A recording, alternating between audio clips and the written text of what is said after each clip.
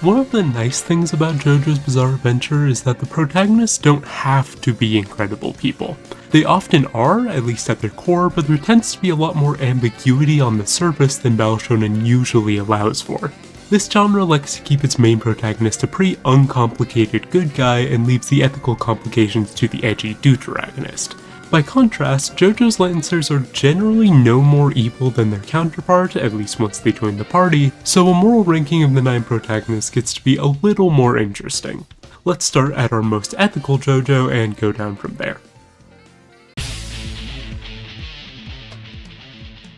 The top of the moral ranking could only be Jonathan Joestar. He's literally a paragon, a symbol of justice, as author Hirohiko Araki puts it. In 2014, Viz re-released JoJo Part 1 in hardcover, with 2 and 3 coming the next year. Those editions come with a few paragraphs of character analysis from Araki at the end of each volume. In Jonathan's, he's described as a quote-unquote first Joestar that could function as a symbol of purity and dignity. Dio's absolute evil was apparently thought of first, and Jonathan was made to be his perfect contrast. After Part 1 established that moral high ground, Araki could start messing with it. This is where we get the archetypical JoJo protagonist, someone who is kinda shitty on the surface, but when push comes to shove, they will do the right thing. For that reason, most of the Joestars are pretty on par morally, so long as we just look at their best moments. There are 2 exceptions, but we'll get to them near the end. Because almost everyone is working at the same baseline goodness, this list is mostly concerned with their genuine fuck-ups, which is why second place goes to, of all people, let's be real, Jotaro is a huge asshole and a bad father. I would not want to be friends with someone who's so mean to his incredibly caring mother. This list is more about actions than personality though, and in the ways that matter, Jotaro is pretty consistently a good guy. He treks across the world and fights a dozen powerful stand users to save his mom. He leaves his family for weeks to help out a bastard uncle he's never even met. He does abandon Jolyne for most of her life, but that kept enemy stand users away, and the moment she got in real trouble, he came to help. Again, not a great guy, but he doesn't do the kinds of material harm that would put him lower on the list. That is, unlike his daughter, it probably sounds crazy to say the third most moral JoJo protagonist is a convicted felon, but I'll die on this hill. Jolyne has, if anything, more absolute loyalty and determination to root out evil than most of her counterparts, and she's in a worse situation. Her main moral quandaries, stealing that car and helping Romeo hide his hit and run, are done when she's not really in her right mind and are soon regretted. Even Jolyne's prison sentence is clearly bullshit. It's a corrupt lawyer helping her ex frame her for a crime that was almost entirely his. If we take everything into account, Jolyne is much more ethical than most of her counterparts.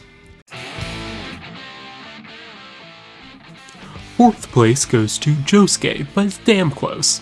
Honestly, if I wasn't biased towards Jolyne, there's a good chance that he would place above her. We do have to give Josuke some grace because he's only 16, but I think he loses out to the Kujos in terms of loyalty.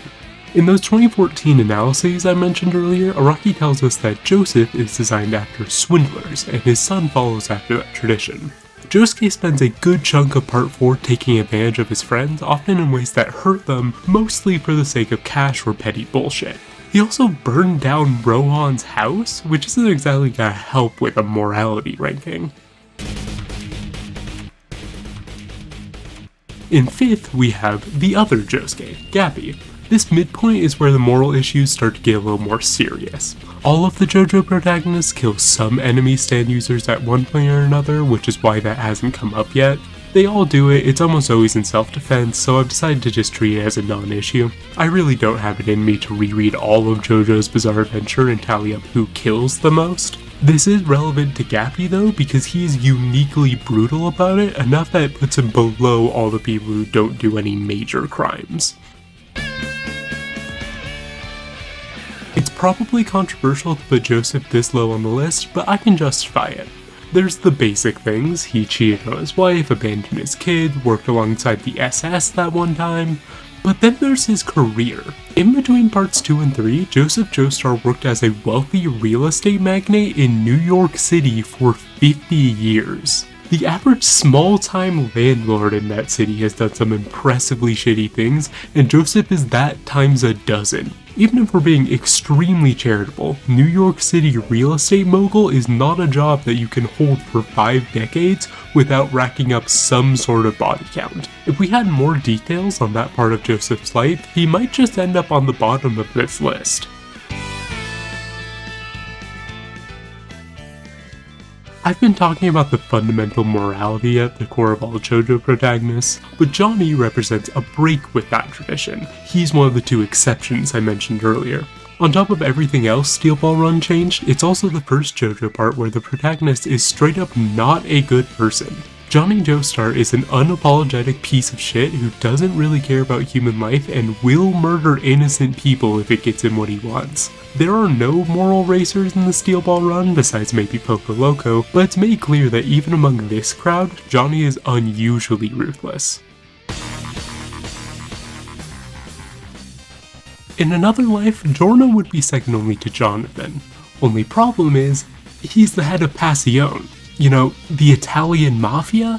Giovanna is definitely a better leader than Diavolo, and in his personal life he's one of the best people on this list, but there's no real way to be a major mafioso without getting quite a bit of blood on your hands. Not selling drugs to kids is the bar. It doesn't make the mob into a bunch of heroes. Honestly though, there's no way to really confirm a lot of Giorno's crimes, let alone Joseph's. They just land so low because their careers necessitate immorality. For that reason, the only Jojo protagonist I can comfortably put at the bottom of a moral ranking is